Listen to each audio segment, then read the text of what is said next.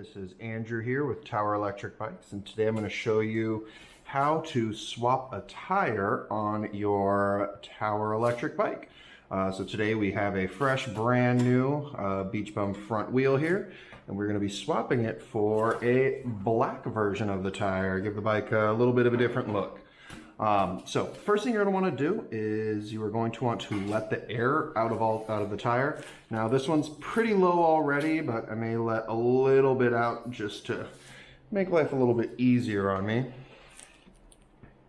So you just want to kind of get something wedged into the valve there, just to let the air out a little bit more. All right, so that's about enough. Really, you just need to be able to squeeze the tire like this. So what we're going to do is you're going to first just push with both your thumbs, and you'll hear that little pop. So that's sort of breaking this bead out from its slot inside of the rim. And so we're going to go around the whole tire on one side and do that. All right, so this one is all good on one side. Now we're going to flip it over, and we're going to do the same thing to the other side. So basically we want to break that bead seal on both sides so that the tire is a little bit looser on here. So there you go. You can see the tire's a little loose, and then if you look here, you can see the inside, and you can see that rim strip inside there. So once you do that, then you're going to take one of the only tools really needed for the shop. You got a tire lever here from Pedro's. What you're going to do is you're just going to peel that tire back. You're going to hook this underneath the tire, and you're just going to flip it out like that. And you can see here that it's pulled that lip out of the rim. Now that we have that, what we're going to do is we're just going to slide our tire lever over, and you can see it's pulling it out as it goes along. So you just continue to do that all the way around the tire, and once you break that first section, it gets easier as you go all the way around. And there we go. We now have that whole section now loose off of there. What we're going to do next is you're going to pull the tube out of this. Now obviously you're going to set this to the side because we're going to want to reuse this tube after. So just reach in, grab that tube, and just tug it all the way out.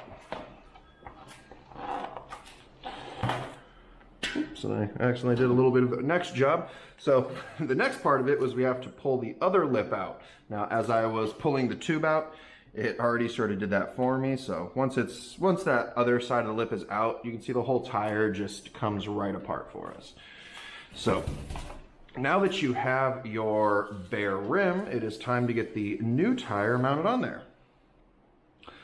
Now, depending on the tire you're installing, they may be directional. These fat franks that I put on here and that come stock on the bike are bi-directional, so it really doesn't matter which way you put it on. But if you did have a directional tire, you definitely want to make the tread pattern go properly. Usually there'll be a little arrow stamped into the tire that shows you which way the tire is supposed to rotate. So to combine these, what we do is we're just going to rest one side just right inside there. You can see it's just resting nice and easy on there. Then what we're going to do is we're going to come on the other side, and we can see the lip of it just sort of poking out. What we're going to do is we're just going to gradually tuck that all the way around. Now, so it's a pretty loose fitting tire, so it just slipped on without much work. So that is very handy for us. And you're going to take your old, or I guess in this case, new tube, but the existing tube that you pulled out. And I always like to start on the valve myself. So just put that valve in, slot it in. You're going to take the new tire, you're going to flip it back over. Now, the rest of this process is realistically exactly the same as a flat repair. So if you know how to do a flat repair or you've seen that video, it's the same exact process. But what we're going to do is we're going to tuck this tube all the way around this wheel. All right, there we go. And now the final step is basically the first step we did, but in reverse. What we're going to do is I always, again, start at the valve. It's usually the trickiest part. So just push it back with your thumbs, and we're going to tuck that lip into the rim here.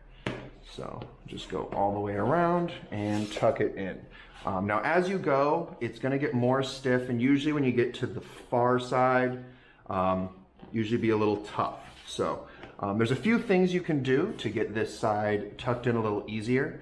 One of the things you can do is you can go around, and if you pinch, see, I'm just going around and pinching the two sides of the tire and I'm pushing them into the center of the wheel.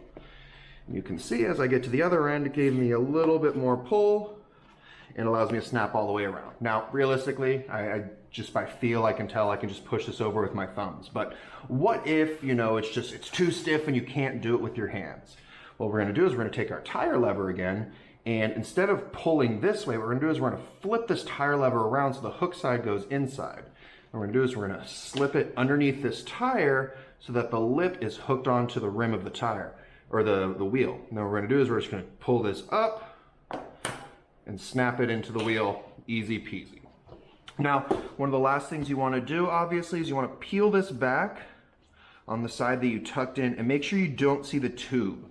Because wherever you see the tube, you just wanna see yellow rim liner. If you see any tube, what can happen is if you inflate it, that section of the tube is pinched. So when you inflate it, it's gonna be in that little crevice, it's gonna tear, you're gonna have to install a new tube.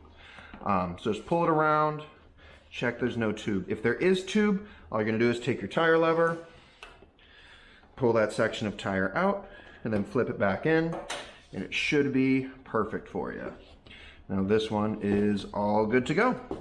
From here, all you would do is you would inflate your tire up. I usually recommend somewhere between 35 to 55 PSI.